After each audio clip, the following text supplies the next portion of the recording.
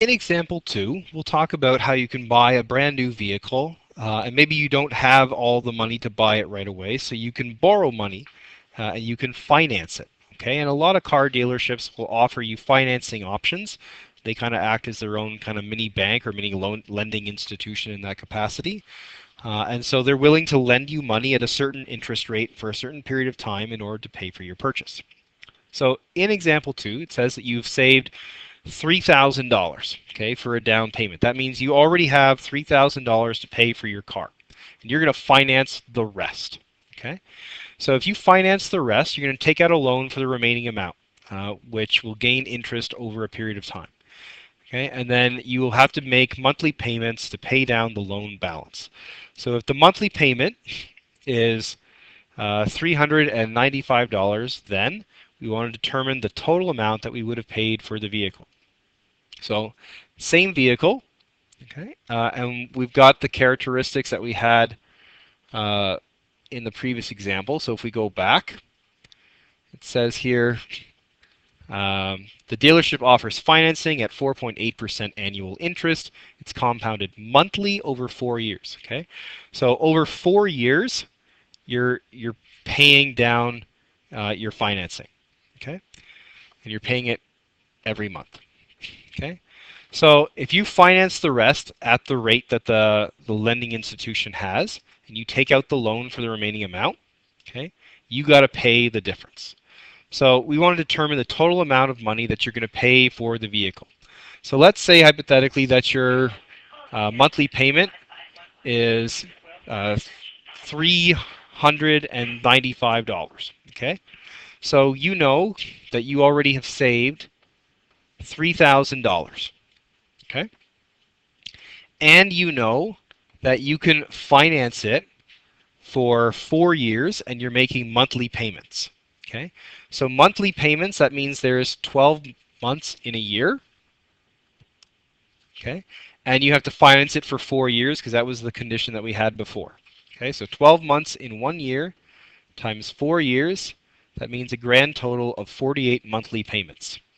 So if I want to figure out the total cost you're going to pay for the vehicle, you've got to pay your $3,000 down payment. That's the money you put up front to to secure your ability to drive the car off the lot. So you pay $3,000 the day you get the car, plus you pay $395 each month for 48 months. So you've got 48 payments of $395. Okay, and that's going to equal your final cost.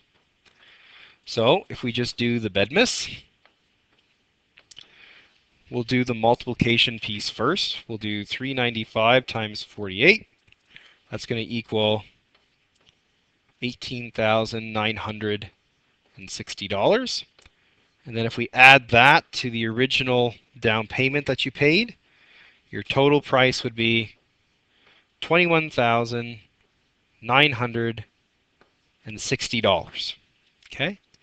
So if you financed the vehicle, you'd be paying $21,960. So the next thing we want to know is, well, what's the amount of interest that you've paid over the period of the loan? Okay? Well, we know that interest is equal to your final amount minus your principal. Okay, and we talked about that last time. In this instance, the interest is actually the difference, okay, between your purchase price if you just bought it in cash. Okay, so it's the difference between your cash price,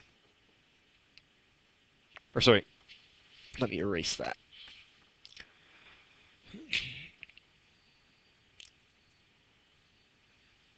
Oh, what have I done?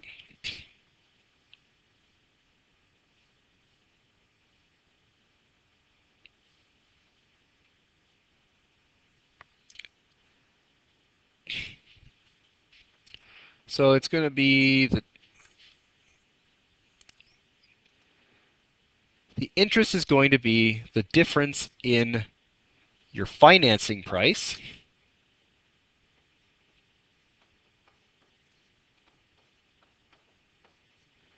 minus your cash price. Okay? Because if you financed it, you borrowed money that you had to pay interest on. If you paid cash, you didn't have to borrow any money at all. Okay? So we know that your financing price was $21.96, or so $21,960. Your cash price that we got was $20,340. Okay, so $20,340. So the difference is the interest or the cost of borrowing. So 21,960 minus 2340, that's going to equal 1620. Okay, so it cost you over those 4 years an additional $1,620 for the privilege of buying the car, maybe when you didn't have the cash right on hand.